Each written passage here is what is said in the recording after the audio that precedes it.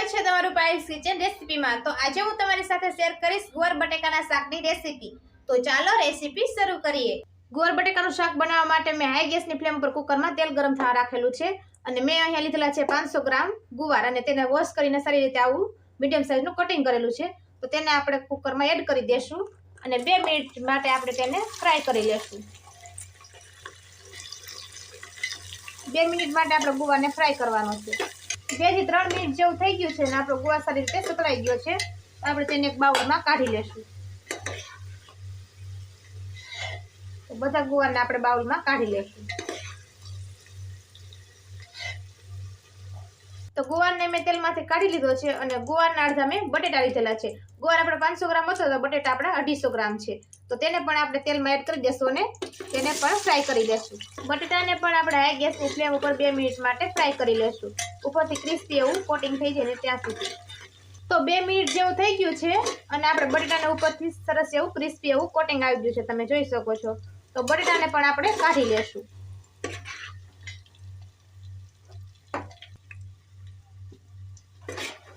ગુવાર બટેટાને ફ્રાય કરવાથી શાકમાં સરસ એવો સ્વાદ આવે છે।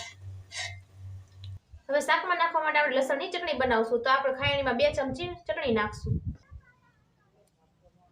અને 10 થી 12 નંગ લસણની કળીને એડ કરી દેશું અને અડધી ચમચી મીઠું નાખી દેશું અને દસ્તાથી આપણે ખાંડીને સરસ રીતે ચટણી બનાવી નાખશું।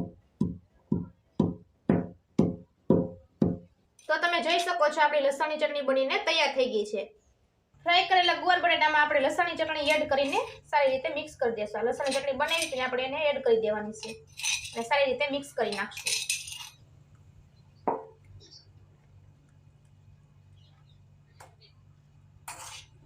ગુવાર બટેકા સાથે આપણે ચટણી મિક્સ કરી નાખી છે અને હવે આપણે તેને 5 મિનિટ માટે ઢાંકીને મૂકી દેશું, જેથી કરીને તેનો સરસ એવો સ્વાદ આવી જાય શાકમાં।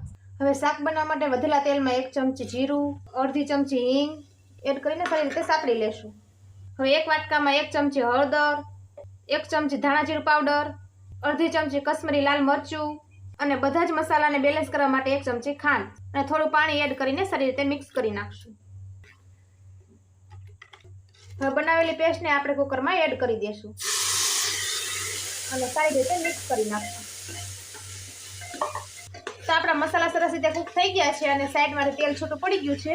તો મેં અહીંયા લીધેલી છે 3 મોટા ટમેટાની પ્યુરે, તો તેને આપણે એડ કરી દેશું અને સ્વાદ પ્રમાણે મીઠું નાખી દેશું અને સારી રીતે મિક્સ કરી દેશું।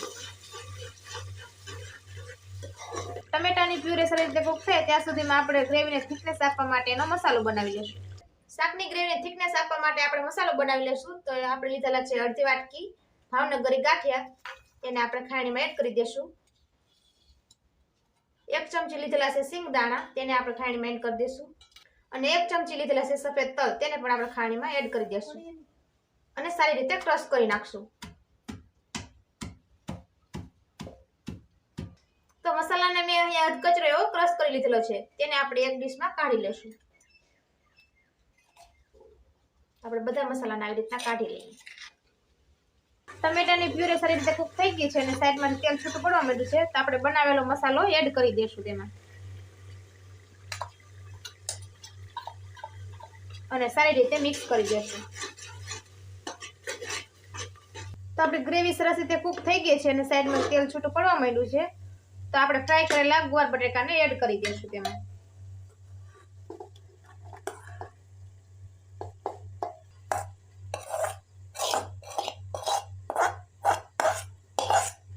અને સારી રીતે મિક્સ કરી દેશું। થોડી વાર માટે આપણે ગુવાર બટેકાને સારી રીતે ફ્રાય કરી લેશું। આપણે લસણવાળી ચટણી નાખેલી છે ને એટલે તેનો કાચો સ્વાદ વયો જાય લસણનો, ત્યાં સુધી આપણે ફ્રાય કરી લેવું 2 મિનિટ માટે। 2 થી 3 મિનિટ જેવું થયું છે ને આપણા ગુવાર બટેકા સારી રીતે કૂક થઈ ગયા છે અને લસણનો કાચો સ્વાદ વયો ગયો છે। તો આપણે શાકમાં રસો કરવા માટે આપણે તેમાં થોડું પાણી એડ કરશું।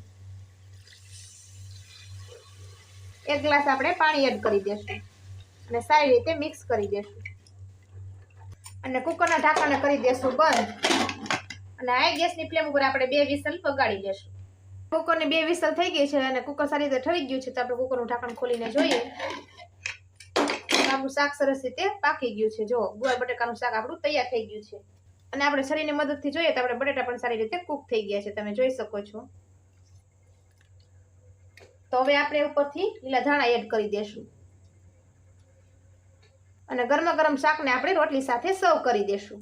તો ફ્રેન્ડ્સ, આપણું ગુવાર બટેકાનું શાક બનીને તૈયાર થઈ ગયું છે. મેં તેને ગરમા ગરમ રોટલી સાથે સર્વ કર્યું છે. તમે તેને પરોઠા સાથે પણ સર્વ કરી શકો છો. જો તમને ગુવાર બટેકાનું શાક ખાવાનું મન થાય તો મારી ટ્રીક સાથે જરૂરથી બનાવજો. ગુવાર બટેકાના શાકનો વઘાર કરતા પહેલા આપણે ગુવાર બટેકાને સરસ રીતે તેલમાં ફ્રાય કરવાના છે, જેથી કરીને શાકમાં ગુવાર બટેકાનો સરસ એવો ટેસ્ટ આવે. અને શાકની ગ્રેવીને થિકનેસ આપવા માટે તમે ઘરમાં રહેલા કોઈ પણ ફરસાણનો ઉપયોગ કરી શકો છો. તો ફ્રેન્ડ્સ, તમને આજનો મારો વિડીયો પસંદ આવ્યો હોય તો કમેન્ટ સેક્શનમાં જરૂરથી કહેજો અને મારા વિડીયોને લાઈક અને તમારા ગ્રુપમાં શેર કરજો અને મારી ચેનલ પાયલ્સ કિચન રેસીપીને સબસ્ક્રાઇબ કરજો અને બેલ આઇકન દબાવવાનું ભૂલતા નહીં, જેથી કરીને નવી રેસીપીના નોટિફિકેશન તમને મળતા રહે. તો ફરી મળશું નવી રેસીપી સાથે.